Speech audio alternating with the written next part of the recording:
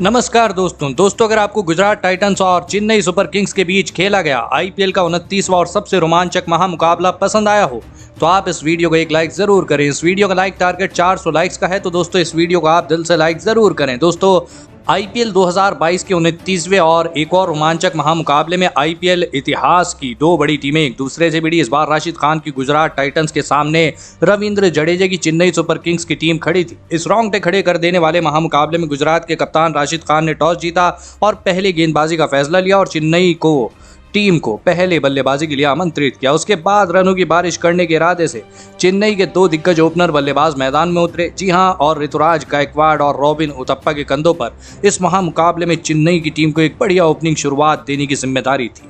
जी हां दोस्तों, लेकिन इन जिम्मेदारियों को इस बार चेन्नई के दो दिग्गज ओपनर बल्लेबाजों ने नहीं निभा पाए और पारी का तीसरा ओवर डालना है। मोहम्मद शमी ने बेहतरीन फॉर्म में चल रहे रॉबिन उथप्पा को एलबीडब्ल्यू आउट कर दिया।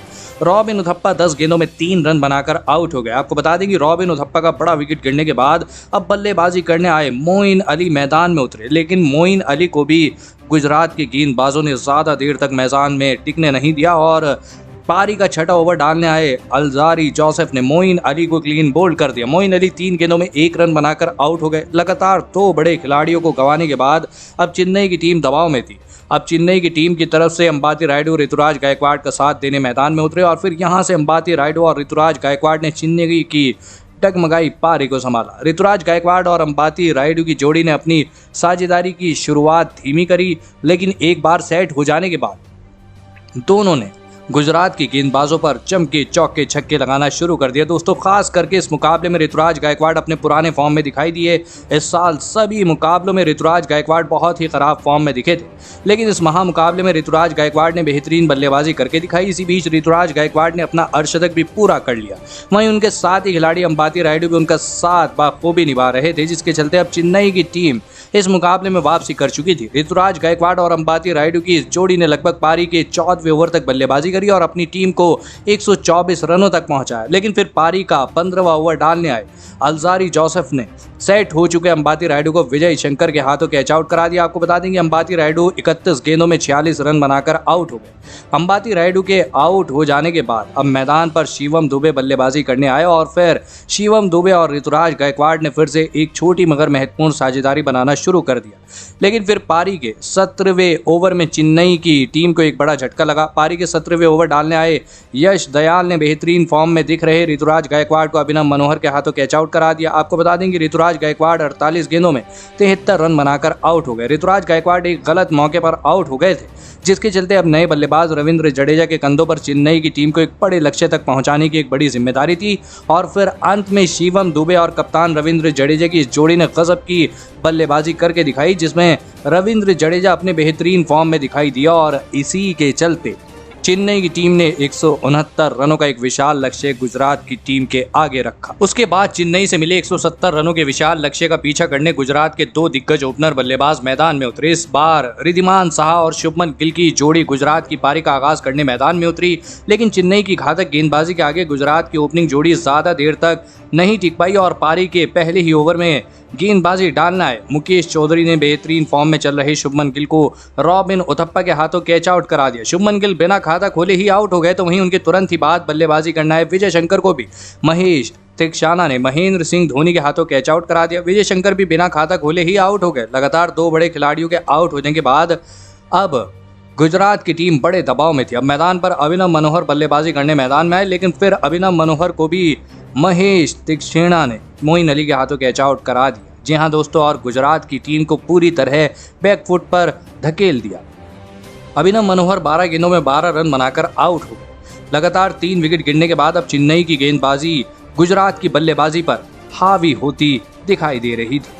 अब मैदान पर बल्लेबाजी करने डेविड मिलर आ चुके थे और फिर यहां से डेविड मिलर और रिद्धिमान साहा ने थोड़ी देर के लिए गुजरात की डगमगाई पारी को संभाला, लेकिन फिर पारी के 8वें ओवर में गेंदबाजी डालने आए रविंद्र जडेजा ने सेट हो चुके रिद्धिमान साहा को ऋतुराज गायकवाड़ के हाथों कैच आउट करा दिया। रिद्धिमान साहा 18 गेंदों में 11 रन बनाकर आउट हो गए। आपको बता दें कि रिद्धिमान साहा का बड़ा विकेट गिरने के बाद अब गुजरात की टीम की तरफ से राहुल तेवतिया बल्लेबाजी करने मैदान में उतरे और फिर राहुल तेवतिया के साथ मिलकर विस्फोटक बल्लेबाजी कर रहे डेविड मिलर ने गुजरात की डगमगाई पारी को संभाला और एक अहम साझेदारी बनाना शुरू कर दिया। इसी बीच डेविड मिलर ने अपना अर्धशतक भी पूरा कर लिया, लेकिन उनके साथ ही खिलाड़ी राहुल तेवतिया ज़्यादा देर तक मैदान में नहीं टिक पाए और पारी के 13वें ओवर में गेंदबाजी डालने आए डीजे ब्रावो ने राहुल तेवतिया को रविंद्र जडेजा के हाथों कैच आउट करा दिया। आपको बता दें कि राहुल तेवतिया 14 गेंदों में 6 रन बनाकर आउट हो गए। वहीं राहुल तेवतिया का बड़ा विकेट गिरने के बाद अब गुजरात की टीम पूरी तरह दबाव में चली गई थी।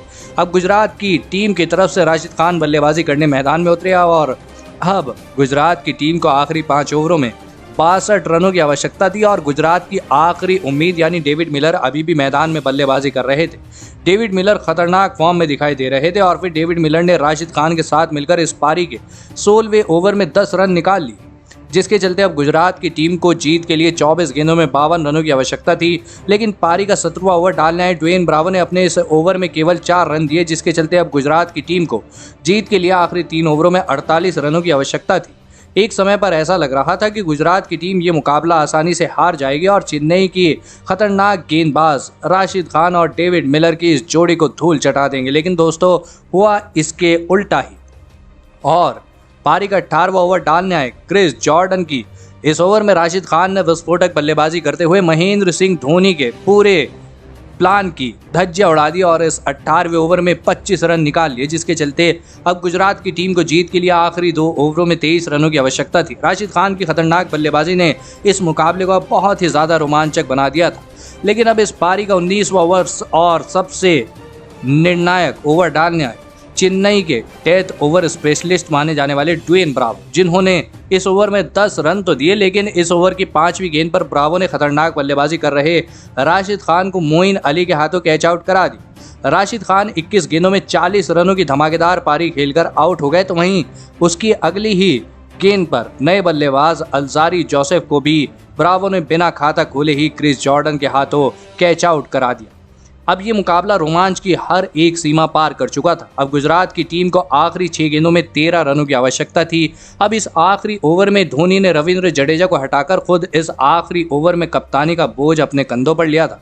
लेकिन इस पारी का 20वां और सबसे निर्णायक ओवर डालने आए क्रिस जॉर्डन, जिन्होंने इस ओवर की पहली 2 गेंदों पर स्ट्राइक पर खड़े डेविड मिलर को एक भी रन बनाने नहीं दिया।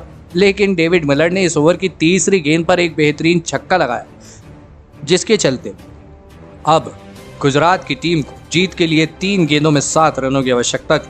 लेकिन फिर इस ओवर की 4थी गेंद पर क्रिस जॉर्डन ने एक बड़ी गलती कर दी और इस ओवर की 4थी गेंद पर क्रिस जॉर्डन ने डेविड मिलर को कमर के ऊपर फुल गेंद डाली, जिसके चलते उसे 9 बॉल करार दिया गया और इस वजह से अब गुजरात की टीम को जीत के लिए आखिरी 3 गेंदों में 6 रनों की आवश्यकता थी, जहां पर डेविड मिलर इस ओवर की 4थी गेंद पर बेहतरीन चौका लगा के चेन्नई की टीम को पूरी तरह बैकफुट पर ढकेल दिया। अब गुजरात की टीम को जीत के लिए 2 गेंदों में 2 रनों की आवश्यकता थी और फिर इस ओवर की 5वीं गेंद पर डेविड मिलर ने 2 रन निकालकर इस रोंगटे खड़े कर देने वाले मुकाबले में चेन्नई की टीम को 3 विकेट से धूल चटा दी। दोस्तों, इस रोंगटे खड़े कर देने वाले महामुकाबले में डेविड मिलर की विस्फोटक बल्लेबाजी ने गुजरात की टीम को इस महामुकाबले में जीत दिला दी। दोस्तों, डेविड मिलर ने इस मुकाबले में 51 गेंदों में 94 रनों की मैच जिताऊ पारी खेली और इसी के चलते गुजरात की टीम इस लगभग हारे हुए मुकाबले में जीत गई।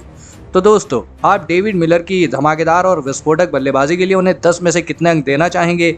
आप अपनी राय नीचे कमेंट में देना बिल्कुल भी ना भूलें। धन्यवाद।